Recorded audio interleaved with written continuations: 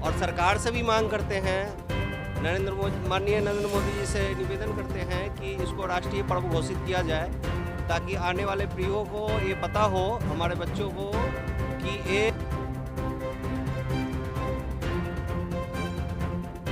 आज देश भर में 22 जनवरी का त्योहार की तरह इस दिन को मनाया जा रहा है। क्या है इसके पीछे की वजह? दरअसल आज अयोध्या में प्राण प्रतिष्ठा का समारोह संपन्न हुआ। आज यहाँ पर भी देख सकते हैं कि किस तरह से यहाँ पर इतने सारे लोग आए हुए हैं। यहाँ पर आज सुंदरकांड का आयोजन किया गया है। यहाँ पर जो लोग आए हुए हैं उनसे चलकर जानेंगे कि 22 जनवरी प्राण प्रतिष्ठा के दिन को ये लोग किस तरह से मना रहे हैं और इन लोगों के बीच किस तरह का उत्साह देखने के लिए मिल रहा है। सबसे पहले अपना नाम बताइए आप।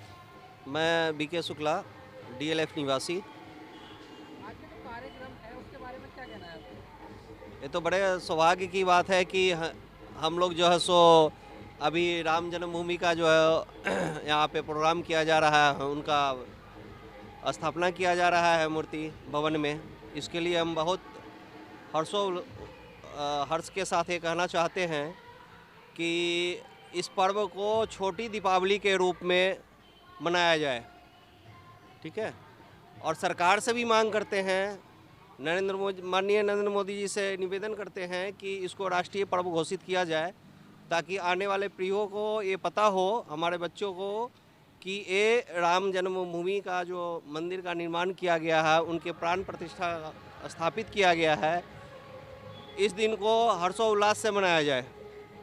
धन्यवाद जी। कुछ लोग ऐसे भी थे जो राम मंदिर का विरोध करते हुए नजर आ रहे थे, उनके लिए क्या कहना चाहिए? देखिए, यह हमारा जो देश है, भारत देश, यहाँ पे सभी जाति धर्म को आदर और सम्मान दिया जाता है। तो हमें इसके लिए किसी भी भेदभाव तो इसमें होना ही नहीं चाहिए।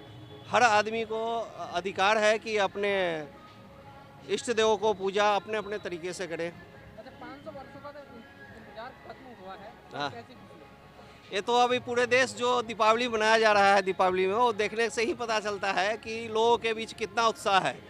हर गली मोहल्ले में आज शोभा यात्रा निकाली जा रही है और जगह जगह उत्सव मनाया जा रहा है, पटाखे बजाए जा रहे हैं और दीपावली में दीप जलाकर इसको उत्साहित। जो लोग अयोध्या में प्राण प्रतिष्ठा में नहीं गए उनके लिए क्या कहना चाहेंगे आप? सर, नहीं गए हैं, जाना चाहिए, लेकिन अभी जो वहाँ का माहौल है उस माहौल में तो नहीं गए हैं, वो अच्छा है, क्योंकि बहुत ज़्यादा भीड़ भाड़ है। और मैं सब लोगों से आग्रह करूँगा कि अपने अपने समय के अनुसार वहाँ जाकर भगवान श्री राम के चरणों में आप आशीर्वाद प्राप्त करें। देखिए, सबसे पहले तो मैं न्यूज़, जितने आपके ये युवा न्यूज़ है, इसके लिए आपको धन्यवाद देता हूँ। और मेरा नाम पंडित भवानी शंकर शर्मा है। आज का क्या कार्यक्रम है? आज का कार्यक्रम है कि जो अयोध्या के अंदर भगवान श्री राम 500 वर्ष के बाद, हमारा ये सौभाग्य है कि भगवान विराजमान हो रहे हैं। और 500 वर्ष के बाद माननीय प्रधानमंत्री नरेंद्र मोदी जी के नेतृत्व में ये सारा विश्व एक भगवा के रूप के अंदर चमक रहा है। और जहाँ भी जाकर आप देखें वहाँ पर भगवान श्री राम के नारे गूंज रहे हैं। तो हमने ये जो भी आयोजन किया है, ये वहाँ पर भगवान श्री राम का जो भव्य मंदिर बना है, उनकी प्राण प्रतिष्ठा के उपलक्ष्य में हमने ये भव्य यात्रा और उसके तत्पश्चात सुंदरकांड का आयोजन है। और इसके बाद 151 दीपक हम यहाँ पर जलाएंगे। और उसका विशेष महत्व कि नरेंद्र मोदी जी ने आह्वान किया कि आप सभी इस पर्व को एक दिवाली के रूप में मनाएं। तो हम इसको उसी उनके कहे हुए वचनों पर उनको अमल करते हुए शाम को 151 दीपक जलाएंगे।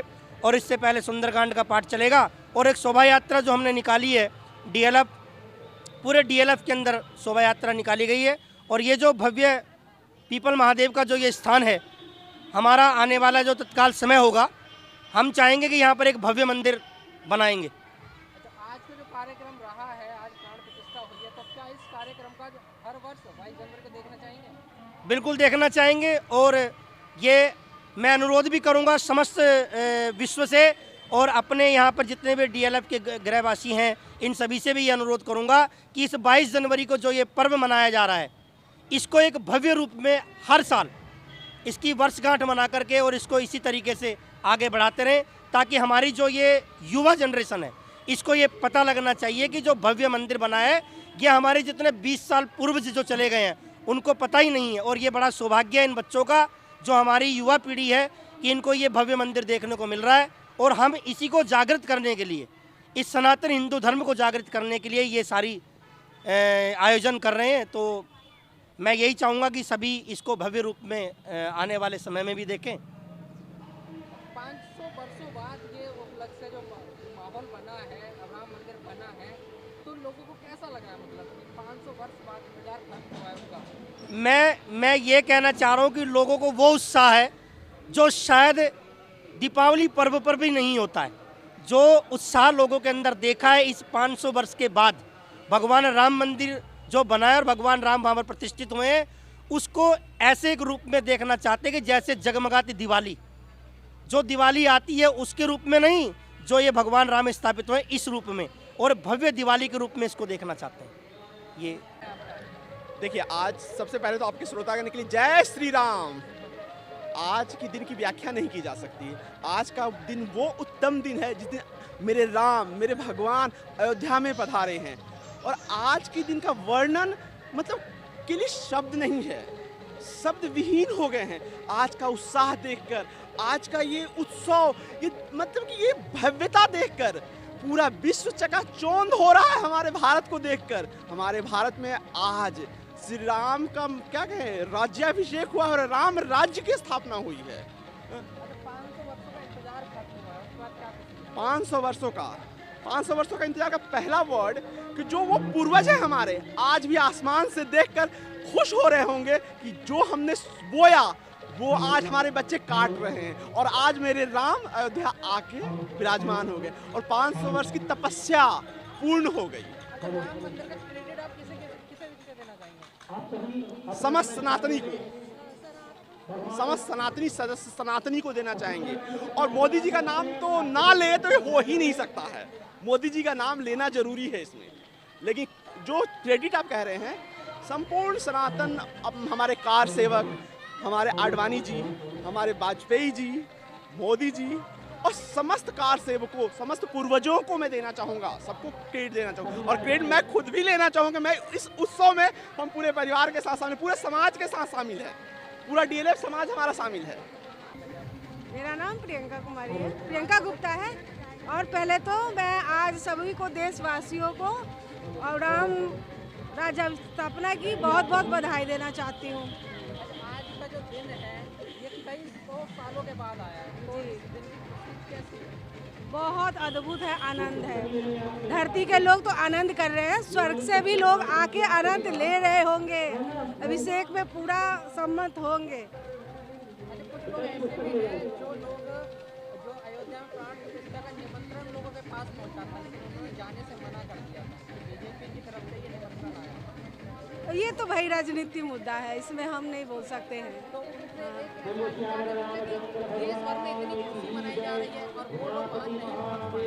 वो लोग भी खुश होंगे, ऐसा नहीं है। सारे जन, सारे हिंदुस्तान के सारा बच्चा जितना हिंदू है सब खुश होंगे। अब अपने राजनीतिक मुद्दा से क्या है क्या नहीं है वो तो हम नहीं बता सकते हैं, लेकिन सारा प्राणी, सब जीव जंतु सब खुशी मना रहे हैं आज के दिन के लिए। हाँ, दिवाली से भी बहुत बढ़िया है, दिवाली ही मानिए। मेरा नाम नितिन है। आज का जो कार्यक्रम है उसके बारे में क्या कहना है आपका? आज का जो कार्यक्रम है उसके लिए क्या कहना है, राममय हो चुका है सारा देश। पहली बात तो बस एक ही बात बोलेंगे, जय श्री राम। बहुत भव्य दिन 1528 से था 2024 तक, लड़ने के बाद जाकर आज राम मंदिर बन रहा है। तो दिन सालों का जो इंतजार खत्म हुआ है उसके बाद क्या उत्साह है? क्या उत्साह, आप देख रहे हैं राममय हो रहा है पूरा जगत। तो उत्साह की तो कहते हैं ना, कुछ शब्द नहीं मिल रहे जो बोल पाएँ आपको हम कि इतनी प्रसन्नता हो रही है हमें। मतलब जितना बोले उतना कम है, बस एक ही नाम काफ़ी है, जय श्री राम का। अच्छा, राम मंदिर बनने का जो क्रेडिट है वो किसे देना चाहेंगे आप? यार किसको देना चाहेंगे, ये तो देखिए समस्त जो जगत के लोग हैं ना, इनकी पहली तो प्रेरणा। दूसरा जो हमारे माननीय प्रधानमंत्री मोदी जी, जिन्होंने ये संभव किया आ करके, क्योंकि 15 लंबा समय 1528 आप जानते हैं, वहाँ से लेकर 2024 तक ये आसान कार्य नहीं था। बहुत लड़ाइयाँ लड़ी, उसके बाद जाकर 2024 में फाइनली अपने राम मंदिर बना और आज आपने देखा क्या हुआ, प्राण प्रतिष्ठा कंप्लीट हुई है हमारी। अच्छा, कुछ लोग ऐसे थे जो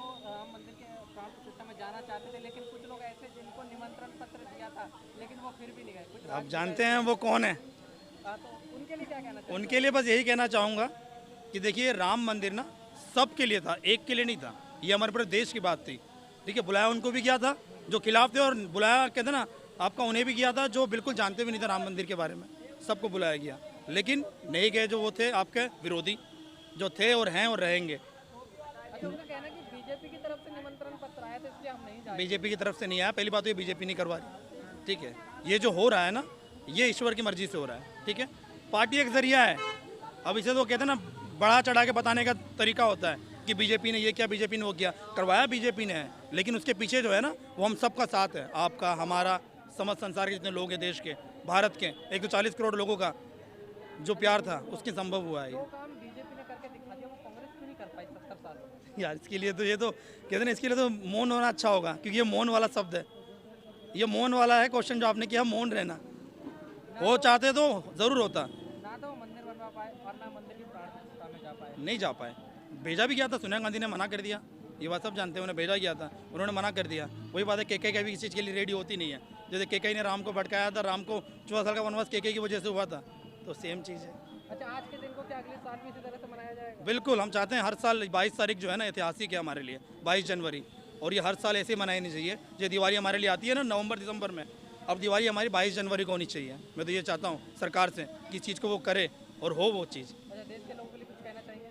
देश के लोगों के लिए बस एक ही नारा, जय श्री राम। हमारा नाम अभय शर्मा है और यहीं डेलम में 20 में निवास स्थान है अपना, और पैसे से अभी सीए का कोर्स कर रहा हूँ। अच्छा, आज का जो कार्यक्रम हो रहा है उसके बारे में क्या कहना है आपका? कार्यक्रम हो रहा है, बहुत भव्य कार्यक्रम हो रहा है। हमारी गली में भी हमारी सोसाइटी के लोगों ने कार्यक्रम करा। हमारे शुक्ला जी, इनका बहुत बड़ा योगदान है कार्यक्रम में। इन्होंने देखो भव्य कार्यक्रम करवा रहे हैं, यहाँ पे मंदिर बनवा रहे हैं शुक्ला जी, और अच्छा होना चाहिए कार्यक्रम। दिवाली का जो दिन है हाँ कई सौ सालों के बाद आया, तो क्या जी। उत्साह है लोगों के बीच? सबके मन में बहुत उत्साह है कि 500 वर्षों बाद आज हमारे श्री राम लला पधार रहे हैं मंदिर में। सबके मन में बहुत उत्साह, और पूरे देश में धूमधाम से एकदम दीपावली की तरह त्यौहार मनाया जा रहा है। हमारे गली में आप देखेंगे सबके घरों में लड़ी लगी हुई है। हाँ, सरकार से अपनी यही मांग रहेगी कि अब हिंदू राष्ट्र को अपना पूरा राष्ट्र घोषित किया जाए। अच्छा, कई लोग इस खुशी में भी खुश नहीं है। अब वो तो उनके ऊपर की बात है, वो तो उनके ऊपर की बात है। वो तो भाई साहब जो खुश नहीं है वो बस पॉलिटिक्स कर रहे हैं, इसके अंदर कुछ नहीं। बस पॉलिटिक्स से। पॉलिटिक्स है, जो खुश नहीं है वो पॉलिटिक्स कर रहा है। अच्छा, आज के दिन को हर साल मनाने का मन है आपका? बिल्कुल मन है, बिल्कुल मन है। दीपावली की तरह हर साल 22 जनवरी को मनाएंगे हम।